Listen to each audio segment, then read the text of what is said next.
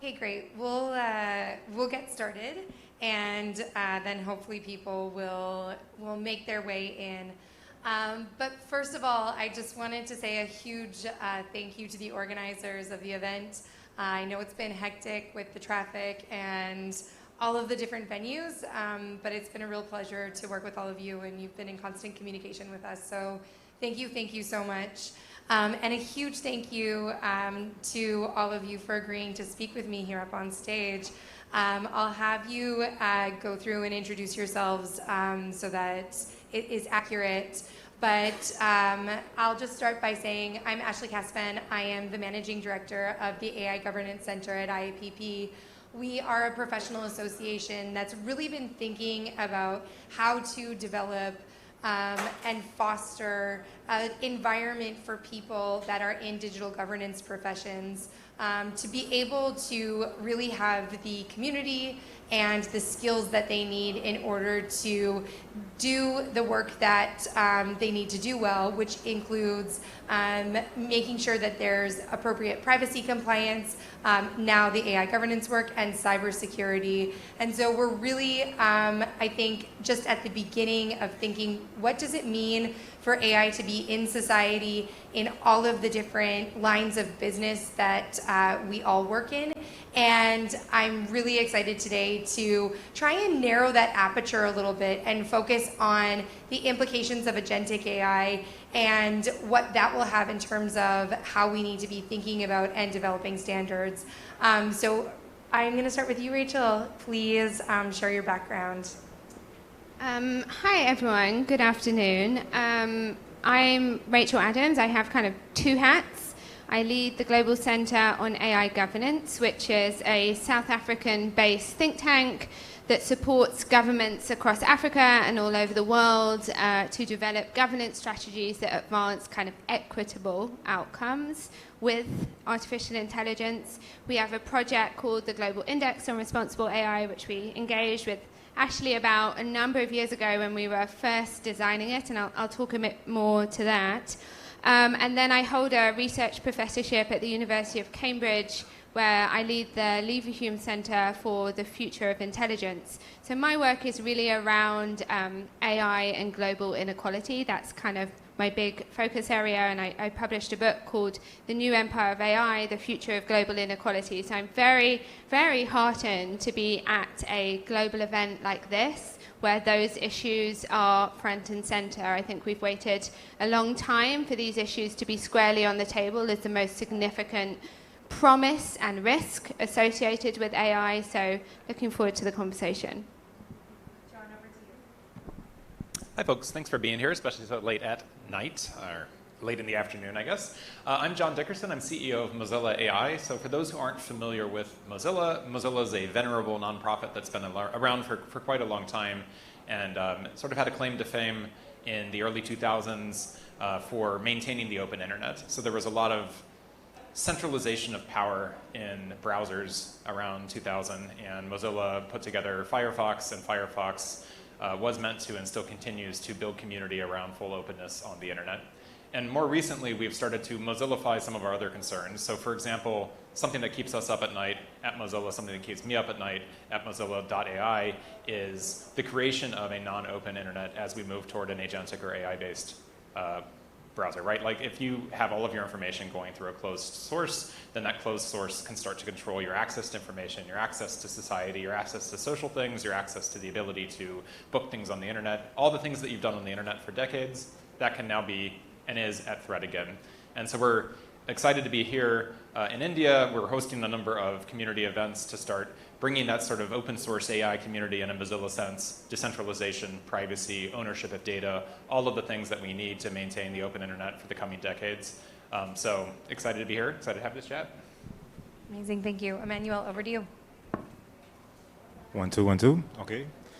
Hello, I am Emmanuel Kahembwe. I am the Managing Director and CEO of the UK division of VDE. If you've never heard of VDE, the best way to summarize it is we're a non-profit. We're about 130 years old, headquartered out of Germany, and primarily responsible for, I wouldn't say it's an understatement to say, electrifying Europe. So we were there at the dawn of the electrical age, helping industry adopt it, both in terms of research and everything from research to technical guidance, which we call standards, which is what we're known for a lot now within Europe and specifically within Germany, where we house the Electrotechnical Commission for Germany. Beyond that, we have spanned out over the last century or so to cover everything from electricity to the digital age. And relevant AI is that we are responsible for setting up the European AI Standards Committee at JETS 21, where I'm one of the project leads, and also spinning up a lot of work with regard to AI governance at the OECD and other international bodies. Thank you so much. So one of the reasons I really wanted to have this conversation with each of these individuals is because, as you can tell from their backgrounds, they're really representing different aspects of standards. And I feel like we're, let's say, 5-6 years into AI governance conversations. This is the third major AI summit like this. And I think there's been the acceptance that, yes, governance of these systems that we want to adopt so rapidly is important, but how do we go about doing that has been a conversation I don't think we've dug into in a nuanced way, and a lot of what I've heard, at least in the past, let's say 6 months, and John and I were talking about this just in September, is people saying, yeah, standards will solve everything, but as you can even tell from the introductions, standards aren't standard. And I think that by, as I was saying in the introduction, putting it through a lens or an aperture of just agentic AI, even though that is massive, we can start to get into some more subtlety around what does that actually mean? Are we trying to compare things on an indice? Are we providing or developing technical standards or policy-based that are adherent to compliance functions like the AI Act that Emmanuel's been involved with.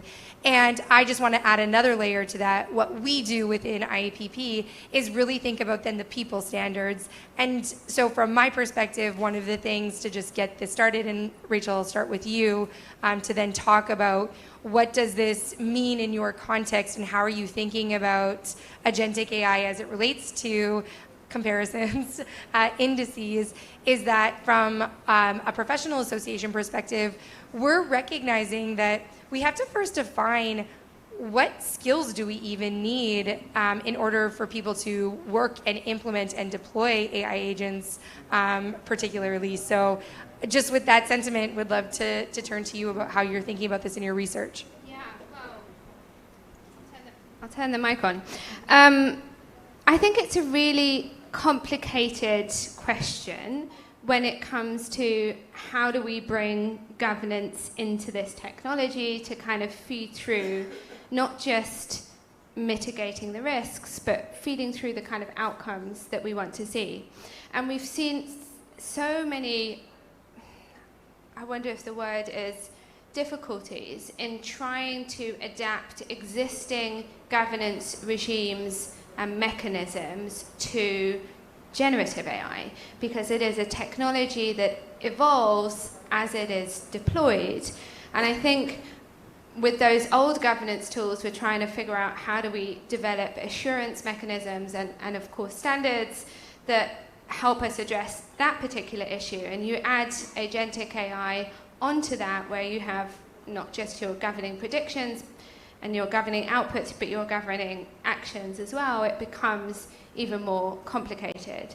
So I think from our perspective, I'm largely, I used to be based very much so in South Africa, and one of the concerns we always had about how do we develop standards is that standard processes tend to be dominated by the places where there are the most resources and time to influence what these standards come to be. And then very often they can look like standards that are the kind of gold standard rather than the minimum standard, then, which can act as a kind of market filter or can be very difficult for countries around the world, and particularly startups and other kind of smaller, less resourced organizations to meet.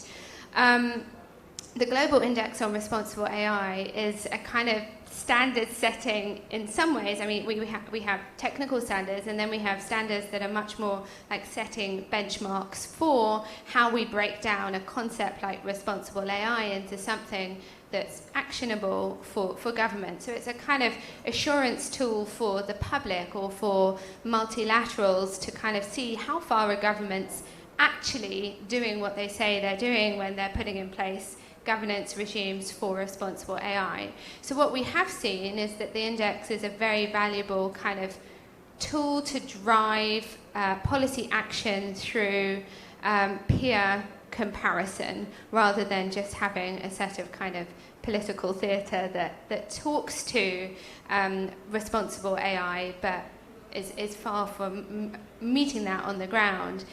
We have the first edition of the index came out in 2024, and we were very deliberate not to include generative AI or a specific set of indicators around generative AI at that point, because we were concerned that we have not yet developed a best practice for how we govern generative AI, and it would be foolish to expect governments around the world who have already taken steps to govern this technology when we don't know the best way of doing it. And in some ways, this might have been the experience we have in the European Union of setting a kind of best practice governance tool that's now not been fully implemented because perhaps they, went too far too quickly. So same with this new edition that's coming out now in 2026 in July. We spent a lot of time developing a new framework which sets out, particular benchmarks for what responsible AI should look like.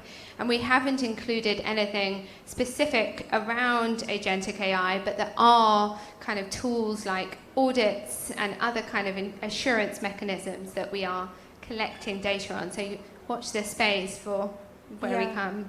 And I think that's really interesting, Emmanuel. I'm going to come to you and then we'll go to John, because I think just thinking about this in terms of standards from a more high-level comparison that Rachel's talking about, for those of you that haven't seen the index, I would highly encourage you to have a look at it.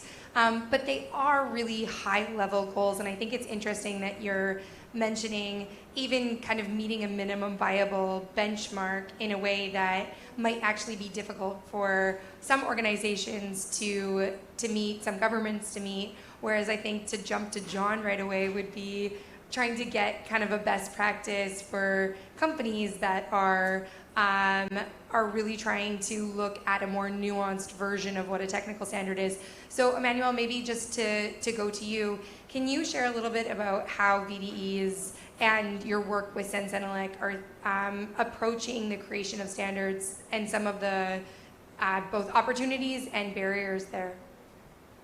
Okay, so this loaded question because it's okay. How will I take this? Okay, let's first start off by setting the tone of when I'm talking about standards, what I mean. So standards are all about capturing consensus, and there's other mechanisms for capturing consensus. Legislation captures consensus. Some of the, let's say, high-level governance mechanisms that exist in companies capture consensus in some way. But the thing that makes standards very different from, for example, legislation is that this consensus has to be captured, and then there's an extra step of operationalizing it. It has to be delivered in a practically useful way. So it's not just saying that we want our systems to be fair, we want them to be transparent. We have to go in a path towards what transparency actually is. What is fairness? So I would say that there is a question of what do we want, and one method of achieving what we want, and that's what standards also they provide a method of doing so. It's not the only method, but it's a method of doing so. Now, when it comes to coming to your question with regard to Europe, when we came to delivering the standards or starting work on the standards for the AI Act, we were delivered this document, this directive, with a whole set of let's say, the consensus of Europe, what they want from AI. We want our systems to be fair. We want them to be transparent. We want them to be accountable. But nobody told us exactly what fairness actually meant. because depending on who you talk to, which sector you're talking to, which country you're in, fairness is a very different concept. And this fell upon us, and this was the discussions we were having internally. We felt like the politicians kind of did the easy job, and then they threw the hard job over to the technical folk to be like, okay, then sit around and within 2 years try to make all of this practically useful, all our wishes and dreams practically useful. And that's essentially what's been going on in JITS 21. For the last 2 years, we've had, let's see, a coalition of experts spanning everything from law to medical sector to even nuclear sector to even defense, who are sitting around the table and coming to shared upon terminology, for example, because like I say, we don't agree on what fairness is, metrics, and among other things, trying to come together with a shared notion of what can we agree on and standardize horizontally across the board. And furthermore, once we've done this horizontal standardization, what is needed to consider the sectors? And interestingly, within Europe, this has been the first time I would say that standards have been used as part of the machinery of delivering on a directive. Before we had GDPR, which was a law, but there was no standards, and there was a big mess there. And so this time round, they were like, we're going to get the standards folk involved from the beginning. And so we've ended up with this kind of like, let's say, back and forth between what has been written in the law versus its interpretation in the standards. And what I can say is that this is the first time that the European Commission is actively in parallel, as we're developing the standards, providing feedback. This is something that's never had happened before, is in that as we're developing it, as we're developing the standards, we're sending them off for active review in parallel because we have a strict timeline. We have to deliver them by the end of the year. So I will say that that's the European approach, but then complementary to that, this set of standards are being developed as a response to the AI Act, the legislation, and they are different to the kind of standards that industry might want, because you can create standards for compliance to help you comply to a law, but you can also create standards for best practice to help you compete, to put the best products out there. And those two are not necessarily the same thing, which confuses a lot of people. And so there's also another crop of work on standards for industry, and this is where you can end up with some of the work that we've done within VDE, which we have a trustworthiness standard, and it's a graded standard. It's not yes or no, but it's a graded A to G, and it allows you to, as an organization, to be able, across these principles of AI, accountability, transparency, depending on what your market requires of a product, depending on what let's say, the society within which you operate demands of a particular product. Say, for example, Germany cares a lot about privacy, then maybe as a company you can invest more in showing that your product is more privacy preserving than another product that's out there. Yeah, and I think that kind of goes to this point that Rachel's making around just having something that is achievable, but also achievable for the market.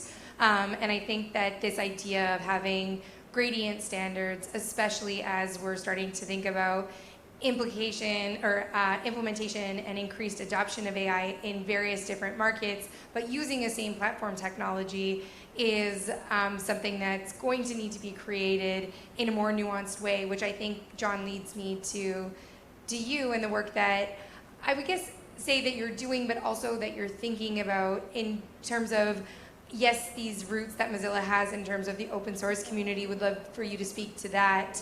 But then also, one of the things that Emmanuel's saying but not saying is that, so I'll say it, is that how that process of creating standards has been done through the AI Act is slightly different, but it's still following a really formal process.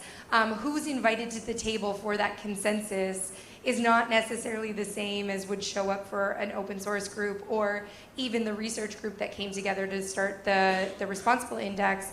And so I think that that's something, John, that I'd love you to speak about in terms of both what is being worked on and how that's contrasting to what Rachel and Emmanuel have spoken about, but also who's involved and the different process that's being taken. Yeah, that's a great question. And I'll start by saying something that I've heard in both of the responses so far is that there's a an opportunity for better communication, both communication from regulators and lawmakers to standard setters, and from standard setters to startups and investors.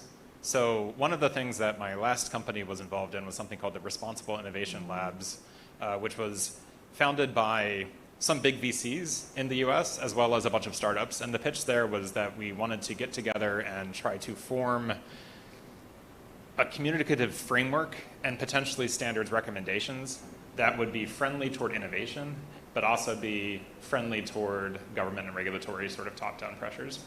And it's a really tricky thing to do, but it was an interesting coalition that was put together to do this.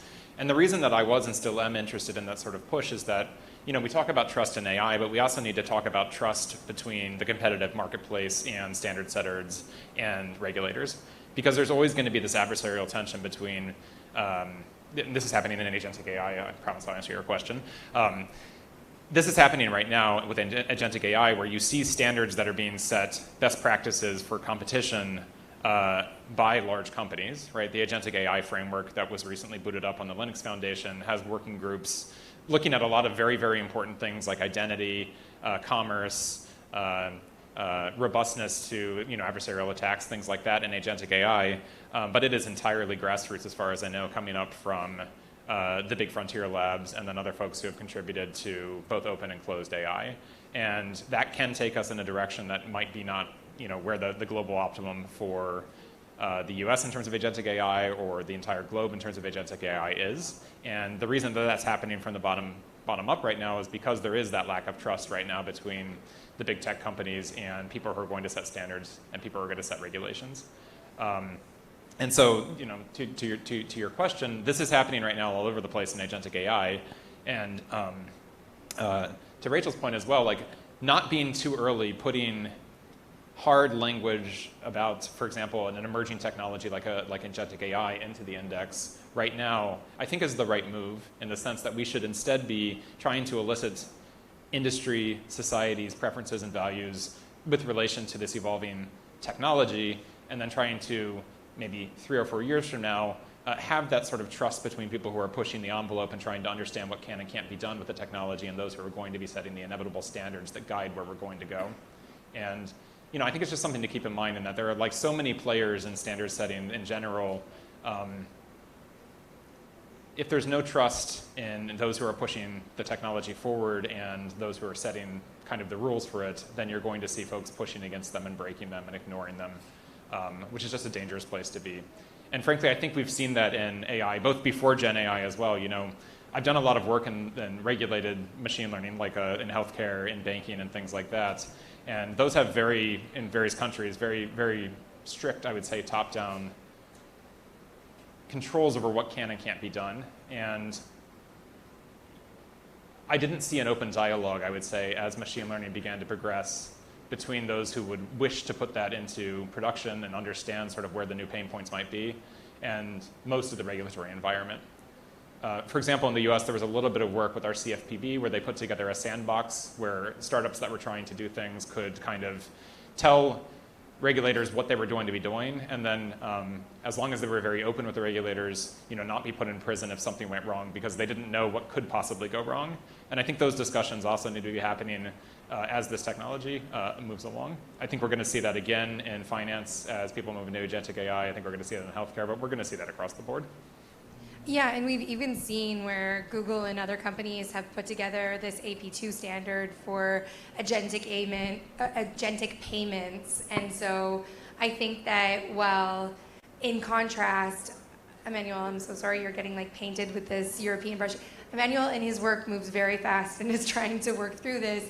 But I think just for purposes of this conversation, we're seeing a very formal process evolve for developing standards against the AI Act, and then requests for it to move faster, which is a whole separate conversation, contrasted with then there being a need for agentic payment processing and therefore a standard being stood up quite quickly by industry. And so I think that this is, again, at the heart of it, really trying to understand, I like how you put it earlier, Emmanuel, understand what those objectives are and then bring the people together for the consensus.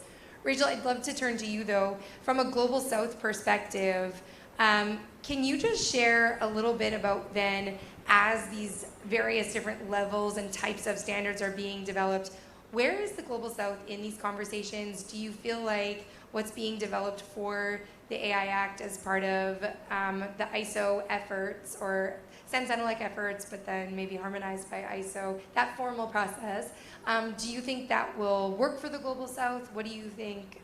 What are you seeing? Yeah, I think there's a few layers to this question. So I think firstly, the kind of Western model of AI governance, if I can kind of call it that, expects robust, well-funded regulatory bodies.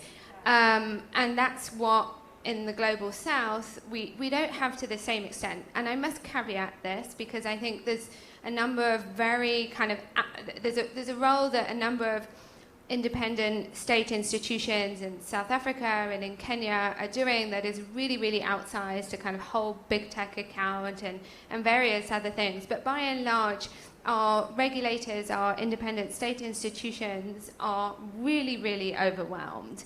So I think we do need to be thinking about kind of standard setting as something that's slightly more a process of capacity building and kind of a little bit more modular. So less one-size-fits-all certification and thinking through more kind of sandboxed approaches where we can learn together to build something that's a little bit more viable.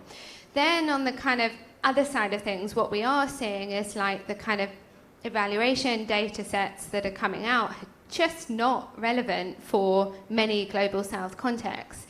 When we're talking about generative AI, we're talking about, are its outputs effective and useful? Are they culturally appropriate? And then are they safe? And so the questions that you might be using to evaluate and test a model in one part of the world are just not at all relevant and useful for measuring those things in another part of the world. So we really want to be seeing kind of more regional evaluation data sets, and we're thinking about, and somebody on the previous panel spoke about this, but we're launching a kind of Global South research network on evaluations and assurance where we can share methodologies, best practices, and even kind of data sets around evaluation. And then maybe the last point on what we need to see, what we need to see is Global South actors being funded to participate in standard setting processes, for their contributions to be as co-authors, not as just seat at the table. We want to be seeing them playing kind of leadership roles in committees. And then, of course, we want to be seeing kind of regionally attuned, whether it is kind of evaluation data sets or kind of assurance models that are appropriate for different cultural contexts and languages. Certainly a lot of significant challenges, and I think talking about the resources is such an important aspect of standards development.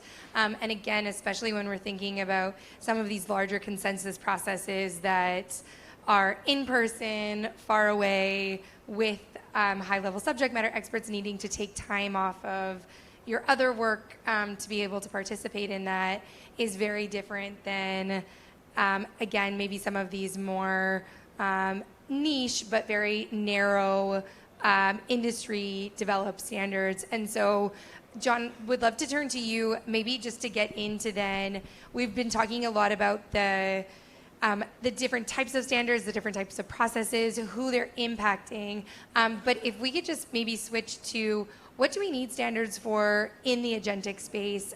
What are some of the biggest risks and challenges that you're seeing? Yeah, I think one of the biggest, that's a great question in general. And actually, I wanted to give a quick, just to the last conversation here, I wanted to give a quick shout out to Rachel's point about we need evaluations that are contextual, that are geo-specific, that are community-specific. There's a really cool group booting up that roughly goes under the name Evaluating Evaluations, which has, I think, support from Hugging Face and a bunch of other folks sort of in the responsible AI, fairness, and machine learning community. And I'd encourage folks to check that out.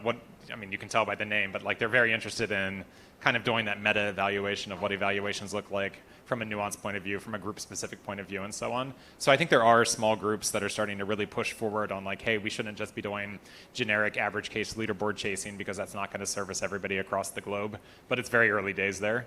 In much the same way that 10 years ago, it was very early days in the translation of the responsible AI community's philosophical work into practical standard settings, into communication with government officials, and so on. So I'm bullish. There's a lot to be done here, but I am bullish for sure. So your question was about what are the big issues in terms of like standards for agents. I'm not going to say this is the biggest issue right now, but actually we brought up payments. I think payments are going to be like, this needs to be settled very soon because there are new economic questions about how the internet is going to continue to coexist as automation becomes more and more, as agents are making decisions about purchasing or about negotiations in lieu of human oversight or joint with humans. And money is just going to drive that and is already driving that forward, right? You saw this, I'm not a crypto person, but you saw this with like Coinbase putting out a lot of work in agentic commerce early on because it was much easier to pay with cryptocurrency or stable coins than with traditional fiat currency. And standards are now going to keep chasing after that. You mentioned Google, we're going to see a lot of others like that. And so payment is very, very important. I think we're going to crack that though. And the one that keeps me up at night a bit more is, the safety and robustness stuff around agentic AI and the sort of like new attack surfaces that can open up in that space. There's something that I fundamentally believe, and I'm totally blanking on the name of it, but it's this idea that basically if an agentic system has three things, that is fundamentally going to be breakable. And this is not in standards yet, but those three things are the ability to have untrusted input coming in, access to private data that you wouldn't want to share with somebody else, and the ability to egress that data to the public internet. And so an example of this might be if you're using an agentic system that's able to read your email, I can send you a crafted email, that's untrusted input. Your email itself is private information you wouldn't want to share with me. And then if I allow you to then email somebody else based on that, this very basic agent, people probably use these all the time, then you now have this lethal trifecta, I think is what it's called, where you're able to break the system. And I fundamentally think we need to start seeing standards that look at the sequence of actions that agents and agentic systems take and put sort of risk scores or this is fundamentally broken scores on those little subsets of interactions. And that will allow regulated industries, but also consumer applications to better communicate to end users, hey, here's an attack surface, here's what might happen, or here's what might not happen. And I haven't seen standards in that place yet, but this is something that like as we develop agentic AI and as this stuff goes into deployment, both in like a YOLO mode from like a consumer point of view, but also from an enterprise point of view, we need to have something there that gives a risk score. Did you say a YOLO mode? I sure did. I love that. You only live once. Okay. Yeah, I think actually that's a really great way to summarize how a lot of this implementation and drive towards adoption is happening right now. If we don't do it now, we're going to miss out on adopting. And whether you're thinking about that from a company perspective or a country perspective, everyone is living in this fear. And I think that taking that step back to ensure that there's appropriate guardrails around this so that we aren't sending private information out of our email by accident is interesting. Now I can just summarize that as YOLO mode. I love it. Emmanuel, okay, so John's just outlined and articulated some of the challenges. Feel free to add your own into that. You sent me an article 12 seconds before this panel started about NIST creating a AI agent group for standards development, NIST being the standards development agency in the US. Are you starting to see more of these teams be developed in other nations? Is this something that's being talked about in Europe? And I guess what risks are they working to evolve or to address, sorry? Okay. All right. I'll take that in two parts. I'll first respond to something that you said because, okay, so when it comes to standards, first thing about standards, at least traditional physical world standards, because I want to make a distinction between the way that folk who deal with safety in the physical world see standards versus the digital world. Standards that you expect out of a digital product, you'd never use it. So there is this distinction between the physical world and the digital world. The second part I want to raise with regard to the whole discussion around standards for agentic systems is that standards are not built in a silo. Most standards reference existing work. When you talk about, for example, quality management, we talk about risk assessment, there's already, if you look per sector, there's already not only standards, but already existing regulation. And for the most part, and this is what we've also done with AI, is that we just horizon scan the best practice that currently exists, and then we see what is missing for this piece of technology, what is new about AI that's not covered. And now this ends up within Europe, and now I'm going to go into a little bit of the legislative space. Within Europe, it ends up within, and when I say Europe, I'm including the UK, it ends up with a divergence on views. So if you go to the UK sits there and says, we already have a set of, let's say, laws and standards that dictate our sector. We have sector-specific considerations. We have sector bodies, and all they have to do is reevaluate what they already have in place and see, is it suitable to cover what is being brought forth by generative AI and agentic AI.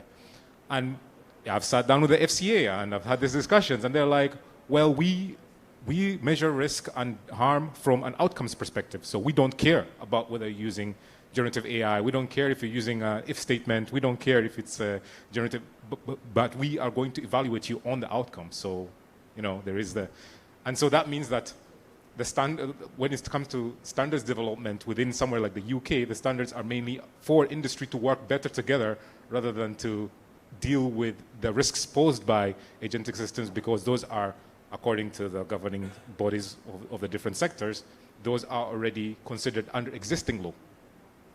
So this is an important thing, that already covered over existing law. Now within Europe, again, there was a specific AI directive because they thought that AI is significant enough as a technology to warrant this.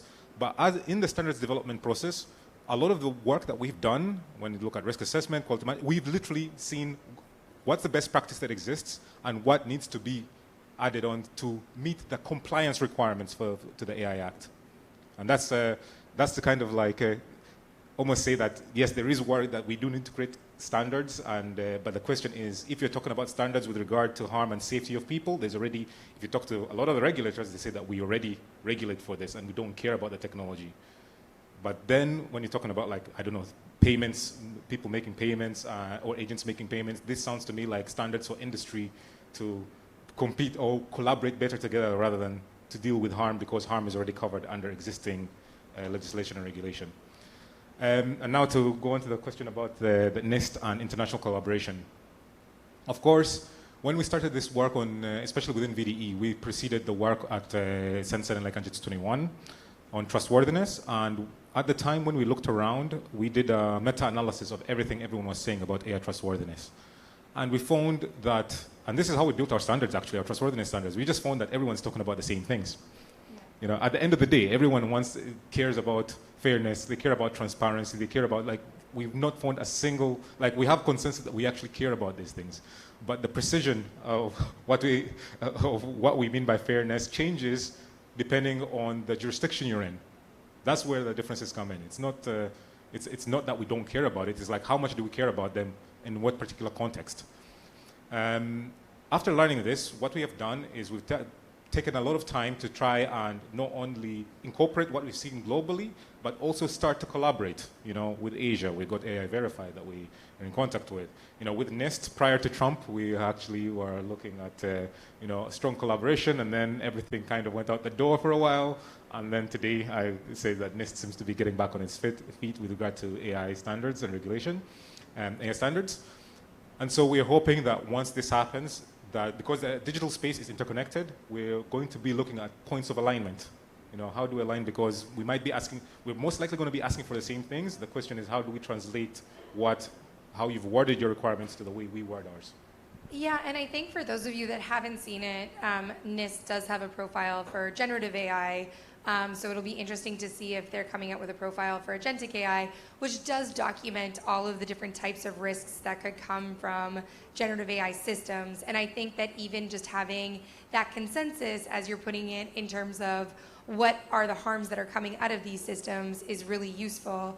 But I think, Rachel, to go back to that concept into some of what you've been talking about and thinking about this in the Global South context, all of you have talked about making sure that the inputs coming into these standards developments are from people that are going to be using and working with these systems.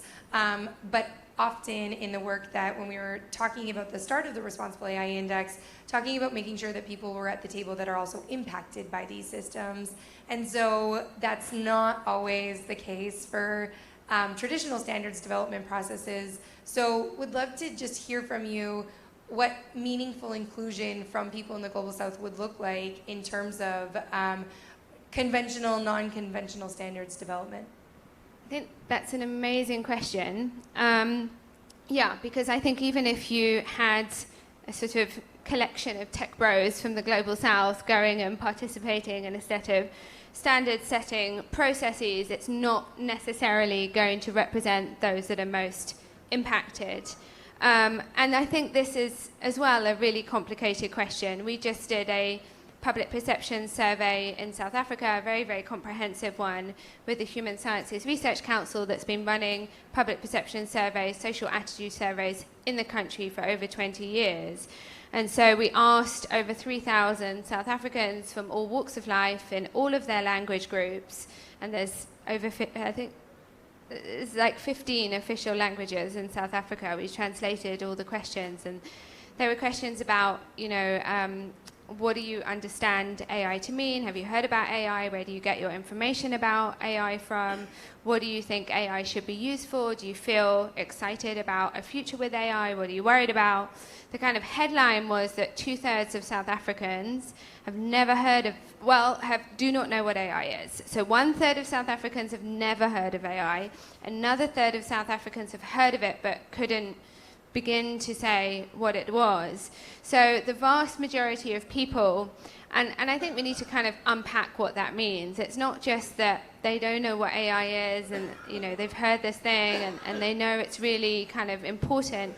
It's actually not as important to the majority of people as I think we all think it is. It's not kind of immediately relevant for a lot of people, and we have to think about, well, where does the responsibility lie to build literacy and awareness, where we know full well that South Africa and many other governments around the world are here saying we're going to be using and adopting AI in the public service. We're investing huge amounts of money in building public infrastructure, and I think in the Global South we may well see agentic AI coming into people's lives through public infrastructure and public delivery of services rather than through consumer markets, which is a very different thing, and there's a different set of responsibilities. So then I think we need to be thinking about, well, what does kind of participatory governance look like within spaces where there's low literacy and awareness around what AI is, and that's why I think it's kind of quite heartening that a lot of AI strategies in the Global South are talking about building public awareness, are building public literacy, and are really kind of trying to think through how do we build a citizenry who is thinking critically about AI. Because the other thing the survey showed is that a lot of South Africans think AI is going to change the world and be great. And if you look at public perception surveys of AI in places like California and Silicon Valley, where there's a huge awareness, everyone knows what AI is, the more people tend to know about AI, the more skeptical they are. So it's a funny balancing act. I feel like I mention this survey 9 times a day, so I apologize for some of you that have heard this already today. But there's a really great survey that I love out of the University of Queensland and KPMG that's looking at global trust. And it's funny because my interpretation of some of those similar findings were that the lack of trust in some of the adoption in places like California, just to use your analogy, were lower because there's other alternatives. We have other mechanisms in the West to achieve some of the services that are being provided. So I actually think that there's a lot to unpack within these trust surveys, and I think it's a good, would love to talk to you more about this. We're running out of time. I know I promised the organizers we'll stick to time. But I think that John, you've been talking about Mozilla being this home for openness and working on open internet issues for so long. When you're thinking about development of AI in an open context, how do you balance that openness and trust? For the standards or in general openness? Sorry, I meant for creating standards. You can speak to it in terms of, though, open source technology. Yeah, I think, when it comes to very, very technical bottom-up standard setting, openness, I think, is the only way to go, because to the point that we've all been making here, who has a seat at the table for some of these standards that are about, let's talk about like agentic payments or something like that.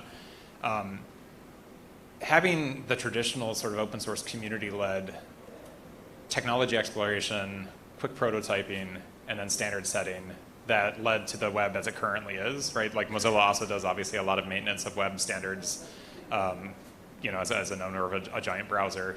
I think that's very, very important. And I think if that weren't open and if the community weren't there, then you would have a completely different set of voices at the table. And I think they would probably be the kind of voices that lead to the kind of regulatory capture that is not a good thing. It's going to be the loud incumbent players who are generally closed and trying to do kind of the bad thing where they want monopoly power and so on, which has happened, across the world with finance and with payments for quite a long time.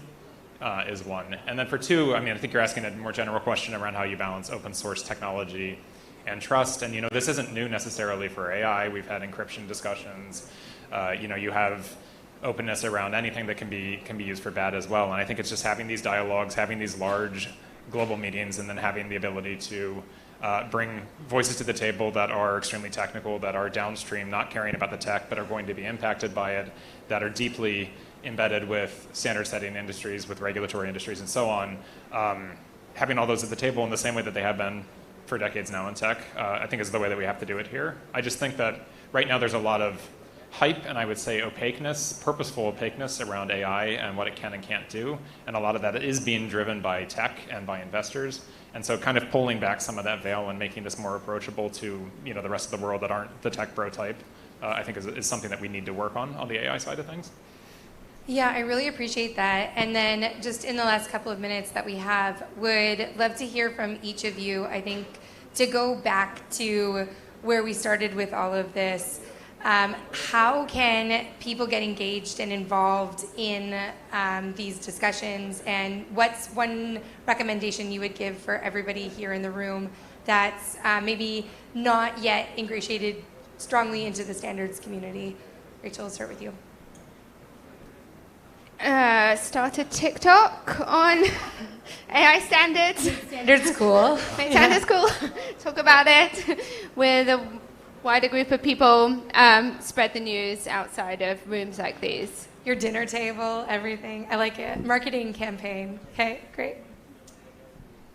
I'll give maybe a practical, tactical thing to do, and that's, many of us in this room will identify in a siloed way, and, we're all part of multiple silos, but you might identify as a software developer first, or you might identify as a product manager first, or you might identify as a policymaker first, or you might identify as an ethics and society person first, et cetera, et cetera, et cetera. I would say pick one or two others that identify outside of your sort of core silos and just practice talking to them about anything in this space that might concern you, and try and understand that gap in language.